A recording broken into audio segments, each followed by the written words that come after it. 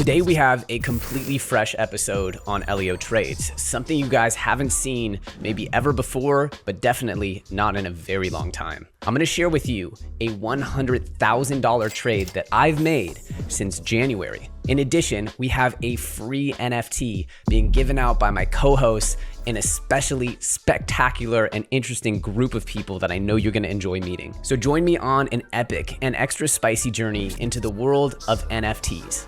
During 2022, NFTs were some of the most interesting aspects of the entire crypto ecosystem. While most fungible tokens dumped into infinity, these perplexing assets, many of which pumped despite the bearish conditions of the market. From December to January, many NFT projects were pumping aggressively. This has been put on hold slightly as the crypto market has caught a bid, but we all know that as crypto volatility settles down, the NFT market tends to heat up. So there is no time like the present to be focusing on what could be catching a bid on the next wave. This episode is going to be fantastic, and I'm very excited for you to meet my amazing co-hosts on today's episode. First, please meet Pio in the top left, the co-founder of the Nifty, music video editor with 25 million views on YouTube, worked at San Francisco tech companies like Robinhood, recruiting software engineers, and of course his fellow co-founder of the Nifty, Nifty Nick in the top right. He sold publishing businesses, all Facebook. He's a legit software engineer, and he can also speak very technically. We all love Nifty Nick's takes. He's also one of the funniest guys I've ever met. And welcome Mr. Easy in the bottom left. He's been trading markets nonstop since he was 16. He's built a $600,000 crypto stack in 2017 and 2018, and he's the founder of DeGods and the head of Solana Vertical at the Nifty. Yeah, thanks for having us, Elliot. Real pleasure to join you on the YouTube. A lot of people might not know that we were working with you quite a bit on Twitter for a period of time, and that was a jam. So yeah, we're excited, to be on the YouTube show and actually, rock with your audience, the imposters holders, and the EllioTrades subscribers. So thanks for having us, man. Yeah, of course. No, we're super happy to have you. And everybody, please, their links for their socials are in the description of the video. Make sure to go subscribe, follow them, because I'm sure you're going to be blown away by their analysis. We've seen some of the biggest projects in this space completely crumble, not only in their floor prices, but also in their cultural relevance. And meanwhile, we've seen some other projects ascend in this crazy condition that we're in right now. Now, I'm a big fan of going against the herd, which means we buy low and we sell high. Right now, it's undeniable that NFTs have lost a little bit of their luster in the face of crypto catching this massive bid.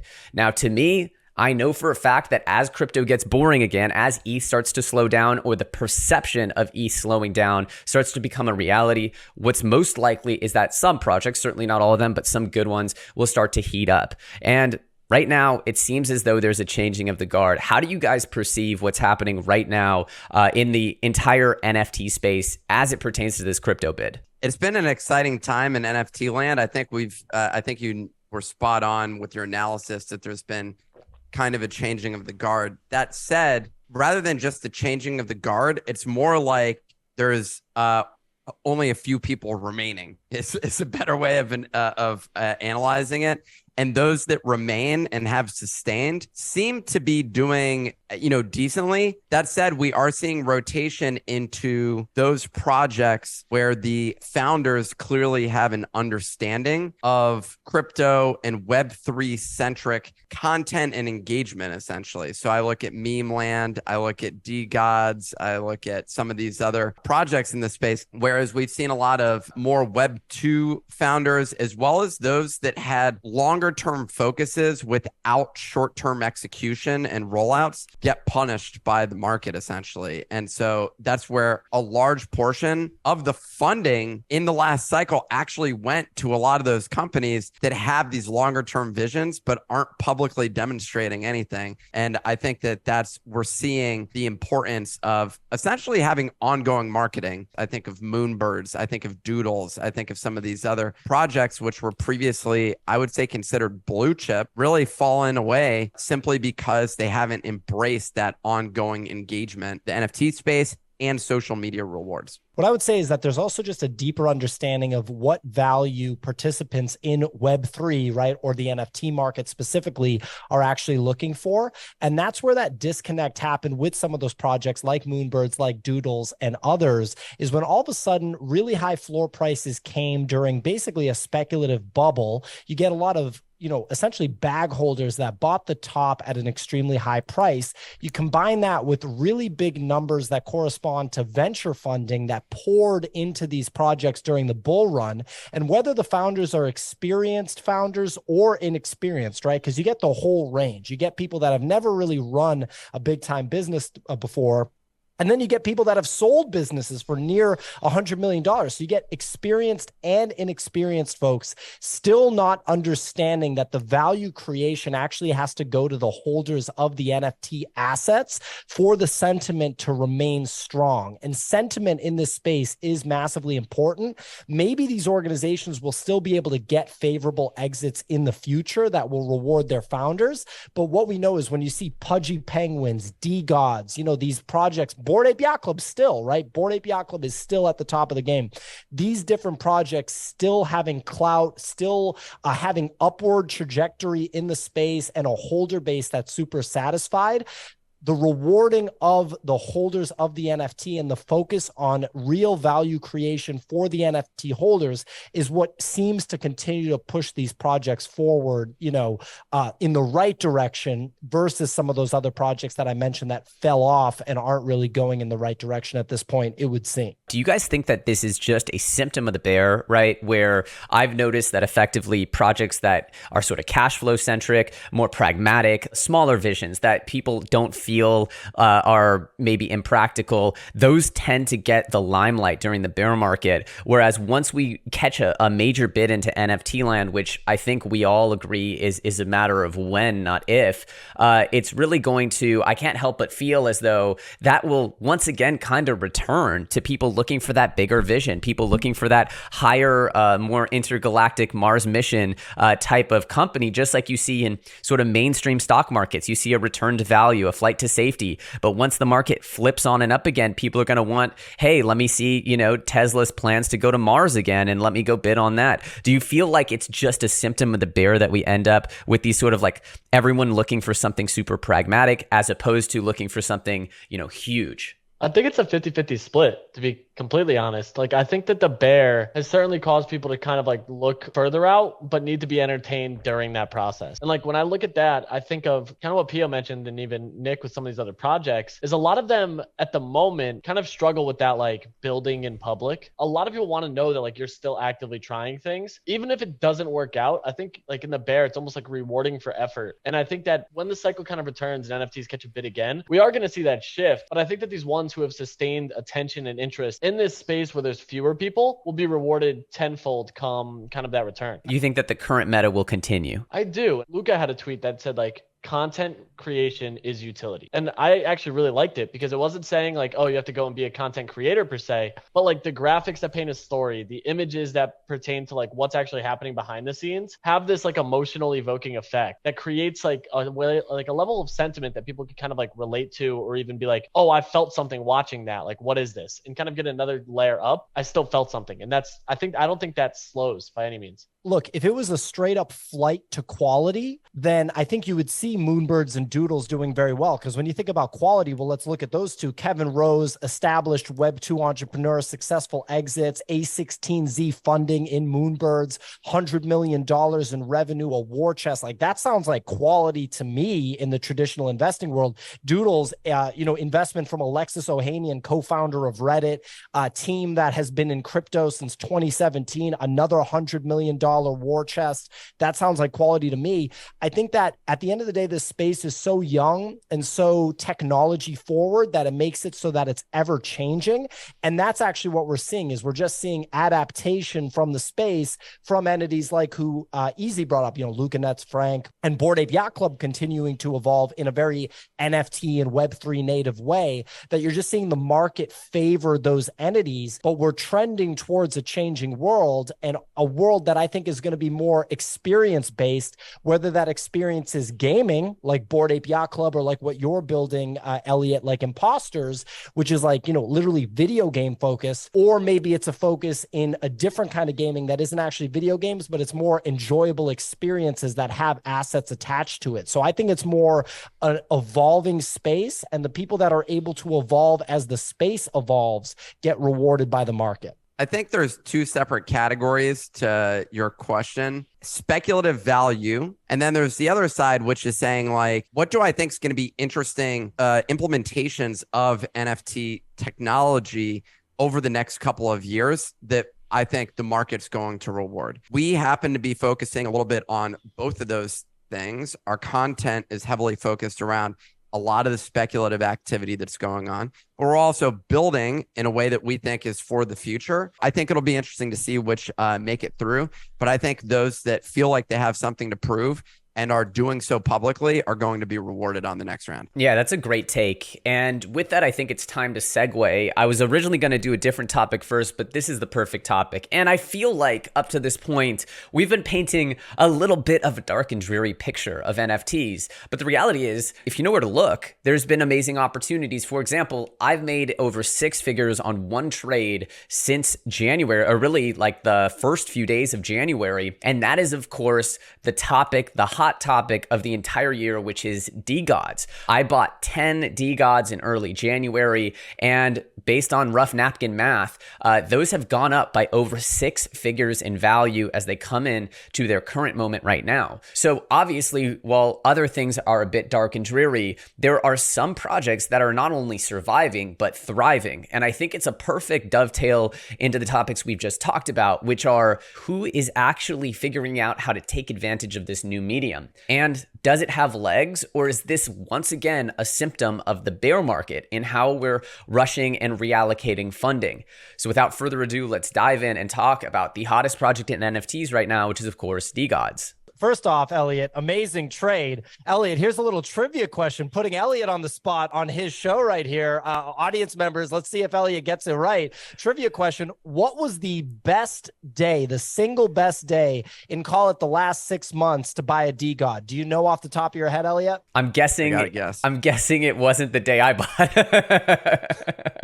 Well, you were definitely early enough to have a very lucrative trade, but the day of the day of the FTX debacle, DeGods were trading at $2,000 US. That was the price of one DeGod, $2,000 US, and the Utes were $500 US.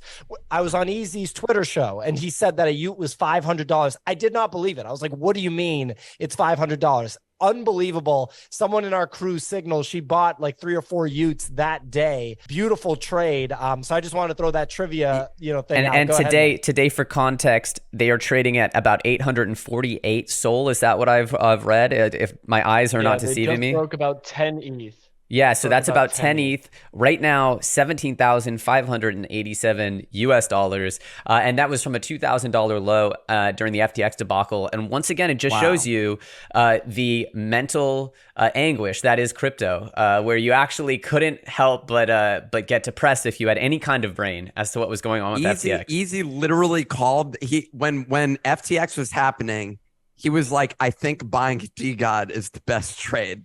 I said it on that day. And then you want to know the second best day to buy a DeGod? I can tell you, I actually went back today and looked. December 29th, Solana was $8. DeGods were $3,200. And that same day, Vitalik tweeted, "I don't think Solana is leaving. The community's too strong." It was like the wildest thing. It 2x'd off the tweet, and that marked Pico bottom of Sol so far to date. The coin itself is 3x'd. And in that trade, if you had gotten in, you are up off the token and the 8x. Yeah, it's absolutely crazy. And that was probably right before you ended up actually getting in, with January right around the corner. I was looking today at it too, and it was like the prices on that date in the FTX collapse, you had a 30% upside between those 2 dates, a pullback of about 15%. So that was like the second retest to basically buy anything on Solana and catch anywhere from a 4 to an 8x. Yeah, so with that in mind, I think what we should talk about is Frank the new version of a founder in Web3? Obviously, he's got a huge following and a lot of faith in him, a lot of controversy from the haters as well. And what is the sort of verdict here on how Frank runs the project? I think that's what I would like to focus in on, because my audience, I know for sure, wants to understand why. Just why. So I got quite the history of the DeGod situation, because I'm not sure how many people actually know where DeGods came from. So in October, I want to say, of 2021, they minted for 3 SOL, $300 US at the time. They only listed on a single exchange that exchange is actually now completely under. It was called Alpha Art. And the reason was they had this royalty fee put in at the start, where if you sold your DeGod for less than you bought it for, it had a 33% royalty applied to it. And so what was that royalty called? The paper hand bitch tax was what they referred to it as. And then in December of that year, they removed it because they were like, Magic Eden can't support this contract. We want the place with the most liquidity. So they ended up removing that, getting them listed. And I actually went back today and on the Nifty had a video of DeGods at 9.9 SOL at that time and said, these feel great now that they're all off alpha art. And Frank, about a month later, came out and was like, I genuinely thought about leaving the project because of all the hate. He posted the first announcement post sellout today, again, cycling back to it. And there was just 500 to 600 clown emoji reacts saying this is a rug. And like it was the most used reaction, right? Was the clown emoji when he announced the sellout. Just shows you the most successful project to date received nothing but hate after the sellout. What a weird space. I mean, essentially, is he becoming a canonical Web3 founder? And I think the answer to that is yes. And I think it's very simple. When you look at the project, what have they released? And the Web3 space cares about one thing: more NFTs. That hands down is the only thing that the Web3 space cares about at all. It's a crazy dynamic that's evolved. There's other projects which have released additional NFTs and the market hasn't rewarded them well. I think of World of Women. I think of Dead Fellas. I think of a couple of other projects. Cool Cats, I think, even did that. And there were a couple of other projects which released additional NFTs and they weren't rewarded well. Yuga Labs was basically, up until now, the only project, I would say, that has been long-term rewarded for dropping multiple NFTs, in each of their subsequent projects now, including the heavy metal project, which is out right now, has a floor above essentially 2 ETH or around 2 ETH. And everything that they have within their ecosystem is 1.7 ETH and above, which is pretty staggering considering the number of tokens that they have in their ecosystem at this point in time. It's hard to find additional projects which have actually made that work. Yet those that have made it work have become iconic. So I think of what we mentioned before with Meme Land and Captains. I think of DeGods as an example right now. And Frank has properly executed on that when he dropped the ordinals form of DeGods, which were previously Dead Gods. He pulled in a new set of advocates, I would say, into his ecosystem, which has made the whole space more bullish on him holistically. But what's the other action that they've taken? They went from one blockchain to another blockchain. That's like the other thing that they've done. Aside from that, there's been nothing associated with the project. I mean, it's really just been about adding more NFTs and having a community that appears to be bullish on it, with nothing else going on, and a founder that's able to generate a lot of attention. So where my brain goes with this is, one, can we distill the secret sauce? Obviously, you've kind of gone sort of round and round and said in so many words that, you know, there's not a lot that's come out product wise, but there's, you know, Frank has been really good at controlling the attention economy, right? Which is not to be underrated, right? That ability. However, is it a symptom of the fact that the biggest products have yet to come, and that the actual ways that we engage with NFTs more at scale or more over the next few years to decades have yet to really show themselves? As you all know, our next topic is gaming, and we'll talk a lot about that. But I want to first sort of get your guys' feel on what is the actual delivery that makes people so excited about DeGods. And is that, one, an innovation of sorts, something special and new that Frank has harnessed? Or is it, two, an observation about the current state of the space? For me to chime in on this, and it kind of tags along with what Nick said. So for people that are familiar with the My First Million podcast, it's Sean Purry and Sam Parr. In a recent episode, Sean Purry is the founder of Milk Road, viral newsletter. Got an exit on the newsletter in like 6 months. It's a crypto newsletter. He went from like 0 to 250,000 subs in 6 months. Very impressive stuff. He told a short anecdote about how this gentleman named Rohan, he was following Rohan on Twitter, and Rohan was posting these tweets that were ideas that would either go viral or they were the dumbest thing that you've ever heard. And so it turns out that Rohan was Frank before DeGods came out. That's like his doc's name, right? And Sean Purry wanted to hire Frank for Milk Road early on, just purely on the back of there's something about this guy that tells me that he understands internet virality, right? That was basically the whole premise. There's like a funny little story about how Frank essentially ghosts him because in like a 4-day period, he ends up dropping DeGods and it goes super viral. And obviously he's not going to join Milk Road after he launches DeGods. But the point is, out of the entire NFT space, Frank is without question the single person that has the deepest and most sophisticated understanding of social media virality, internet virality, doing things that attract the attention of the internet in a robust way. And I would argue that in all of modern business, for early stage startup operations, that is one of the most essential skill sets that you can have to just get eyeballs on your business and have people, you know, get the feeling that betting on you is an appropriate bet, whether it's potential investors, whether it's people buying your NFT or just people to use whatever product you're putting out there. So whether or not the quote unquote products that DeGods and Dust Labs are working on are things that people, will really value in the future, right now, speculators enjoy betting on Frank because of a deep belief that he has a sophisticated understanding of where things are going and where his project should go. Yeah, I think that's a great take. In the end, what we are all looking at is new iterations of online businesses, and there's no doubt that Frank has generated an insane amount of free traction for his product, something that I very much so respect as a content creator and an entrepreneur, and that is essentially the entire focus of Imposters as well, is giving content creators tools to create content.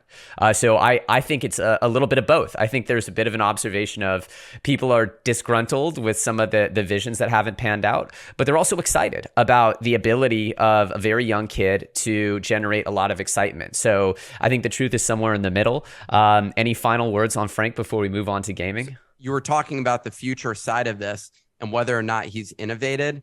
I think what he's really great at, Frank specifically, like Pio said, is great at marketing. It reminds me of a lot of like the early ebooks that existed on the internet, where it'd be like a guy with a picture of a Ferrari and be like, "You're not as rich as me." Like, just be like the rich jerk, I think is what it was called. And it was a whole landing page, which would just articulate, be like, "You're never going to be as rich as me. I'm so damn rich because I understand how to use the internet, and you're never going to figure it out unless you get this ebook."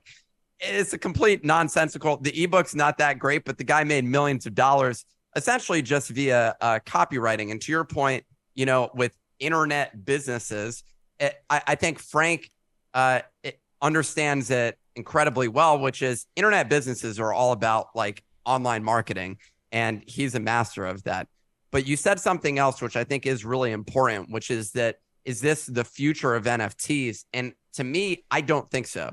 I think that this is a subset of the NFT market of collectors who trade NFTs for high value prices. They move in and out of NFTs. They're willing to buy things for over $1,000. And I just think that market inevitably may grow, but it's still going to be it's going to be a smaller size. I don't see it being, more than like 1 million people paying $1,000 for NFTs at any given time, that market size. But I think there's a broader space, which is going to expand. You're in the gaming space. We're not in the gaming space, but we have gamification. And we think that there's a lot of interesting things that you can do with NFTs that make them engaging, accessible, and bring it to the masses in a way that also ideally rewards a lot of your holders of your premium NFTs, which is a smaller subset of the market. So I think we are heading down that path. I just think it's going to take longer for us to get there on the adoption side. And in the interim, market goes up and market goes down the same way that crypto does. Like, I don't know how many people are actually utilizing crypto. I don't mean just going on Coinbase and buying crypto, but I mean actually using it for anything other than trading it on Coinbase. It's probably a pretty small subset of the market. And that's people doing DeFi and people that are doing NFTs. It's a small number of people. And I think that we're so early just in the broader landscape of adoption. And I think that that's something that we're going to see a lot of evolutions with. And you know, yourself and I think us will be individual players in that, trying to push that space forward. But there's a long way to go. Frank is really relevant right now because the NFT market is so small, and hopefully he'll be relevant on the broader adoption side. I don't know what his plans are for the future. So the TLDR there would be that this is the digital flexor generation, the crypto rich looking for something that they believe could go up, but also that they want to be associated with and helps represent their identity, which is of course going to be a smaller group than the mass scale product users who are maybe looking for just a slight bit of differentiation, maybe for lack of a better term, a side dish to go with their meal at the restaurant, as opposed to, hey, look, I want to like make a statement. And I think you're absolutely right that there will be many different markets here over time. You were just jumping in there, Easy. Yeah, it was just something to what Pio and Nick kind of said too there. Frank had like this one message a while back that he said that's like always stuck with me. He said, "Why would I post it if it wasn't gonna go viral?" Like he said, if I'm only posting it if it could break the internet. And that to me was like, that's their marketing campaign. I don't think it's everyone's. Like I don't think everybody can replicate that. And we're seeing a lot of it on Solana, where founders are trying the same marketing efforts with limited success. And it's like one of those things where like, even in business, certain people can gain a certain level up off of tactics that other people even replicating can't get. And it's like part of it, I think, comes with the anonymity that Frank was and this figure that a lot of people wanted to relate to, this person who created this project and drew this traction. And after the docs, a lot of people speculated that, oh, he's docs, this is going to go down. But he just kept, like, he basically doubled down. And, like, the crypto saying, like, it's, oh, he was a Chad about it. You know what I mean? And that was the thing for him was, like, he's like, oh, I'm about to get doxxed. So here I am anyway. And he's like, is that going to stop anything? Absolutely fucking not. And, like, kind of, like, hammered it home that, like, he was bigger than it. And that just, like, got people fired up. And it's part of that thing where, like, him being able to continue to double down on this, I'm going to break the internet, and that's his only goal, is really where it succeeded. But I think people trying to replicate that isn't going to yield the same results. Yes, you can learn and take ideas from it, but trying to do it time and time again is kind of what DeGods have become known for. And if you try to become DeGods, you'll never be able to pass DeGods. And that's like the way that I kind of like view the space is like, they're going to crush. That's regardless. Frank is an enigma and has done an incredible job and will continue to do so. But now I'm almost starting to look like what's next for like the next big project, the next exciting thing. And in this market, there's so much opportunity for that. So that's kind of like where I've shifted it to. But it's been a crazy journey to follow along and see play out in real time. And speaking of which, there is only one category of NFTs that I've been bullish on and that I've actually dedicated my life to now for over 5 years, which is, of course, gaming. Now, the reason why I'm so bullish and have always been bullish on gaming is that it is the singular example of a circular digital economy where people buy digital stuff just to use it. It simply doesn't exist in any other product category the same that it exists in gaming. The marriage between NFTs, digital items, and digital worlds is so obvious, but we haven't seen it take flight on the global scale yet. And my answer to why is simply that the best games that are going to use NFTs haven't come out yet. But as soon as one great game comes out, the whole world will understand NFTs like this. So with that in mind, we've actually had some huge gaming NFT news of late, and I think it's probably the most important topic to cover because as we look to a 5-10 year future, it's pretty incredibly hard for me to see any other world but one where gaming NFTs are totally dominant. So with that in mind, let's jump in and discuss, of course, Yuga's NFTs, but I think we should start off with Dr. Disrespect, who is without a doubt one of the #1 leading gaming NFT or gaming influencers in the world, Twitch streamers. What is your guys' take on Dr. Disrespect's new game, Dead Drop, and how it's going to affect the NFT space? I can't stop playing it. I bought a tower key. I've traded the first assets. I'm blown away by a pre-alpha game that actually has a feedback loop that's as enjoyable as it is. Obviously, there's like concerns from people outside the space about like cheating measurements and everything else that could go into it, especially because Dr. Disrespect has teased like, wait till you have the user-generated content of people trying to take out a $10,000 or $100,000 asset from a game that's in real time. And like, to me, that's like what's fun about it. And I've always like, even 2 years ago when I started getting heavy into NFTs, was thinking like how game assets are the most exciting part for me. Interoperability and being able to leverage them and trade them instead of like the old RuneScape days where you would be trading in a marketplace, typing chat messages and there's 10,000 of them, or the World of Warcraft days where you get eBay accounts banned. Like, this is such an awesome idea, and someone who gets gaming like Dr. Disrespect and pulls 35, 40,000 concurrent viewers, the game is, in my opinion, good in a pre-alpha stage, and I can't wait to see what they do following it. And I think this is just the tip of the iceberg once people start to see the success. And we just came off the topic of virality, like the viral moments that can come from a game like Dead Drop. Is this the video killed the radio star moment where everyone's going to look back at Dr. Disrespect as the ultimate evil genius who was able to take the heat right on the chin, and his personality and sort of just larger than life persona allowed him to just straight up ignore the haters, not care, and all of that debate is only going to drive more and more traction to his product, which is going to in turn convert a new generation of NFT gamers right in the palm of our hands? Is that what's going on, Easy? I think so, because like the first comment that went crazy viral was someone was like, great, Dr. Disrespect is going to scam with an NFT. And he just commented back, you're an idiot. And that's all he said. And it was like the best response I could have possibly imagined. Like, when I saw that, I was like, this guy gets it. And then like his very next tweet was about like trying to extract with a 100K item and like how crazy it would be for someone in the game. And it feels good because people playing this, like if you play, it has proximity chat. So people that you're near, you talk to, and you've seen already viral clips of people talking about NFTs in the game. And like, some people are like, I have no idea what that even is. Like, I just want to play this game. And then other people who are just like having a blast with this, trying to already stack up inventories. And it's appealing to an audience that paid $25 to $60 at the start almost a year ago, and now gets a game, which is like the average cost of a video game. So I'm like, this feels like the tip of the iceberg moment for gaming to continue to get traction and eyes because of the interest outside of this like speculative bubble that we're still in.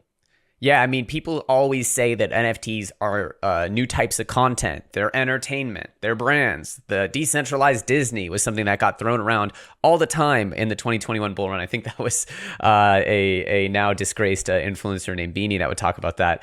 But in the end, there's no form of entertainment more viral, with a faster growth trajectory, with more ability to create revenue or essentially long-term supporters than gaming. So, naturally the fit is so obvious. And in retrospect, you just can't help but get excited. Obviously, everything we do at Imposters is geared towards giving content creators fodder for content. Pure and simple. We're building a game that people want to make content from, about, within, and connect with their fans. That is the pure and simple vision for Imposters. And when I see things like NFTs being universally hated and then Dr. Disrespect does it and it's cool, well, the answer is in the question there. Obviously it works because he's an entertainer. Am I missing anything, or is this the beginning of the next phase? If I could chime in on one thing there, because we've had some doom and gloom on this podcast when it comes to NFTs, but the reality of the situation is that NFTs are just a very strong technology layer that's being built on top of the internet, right?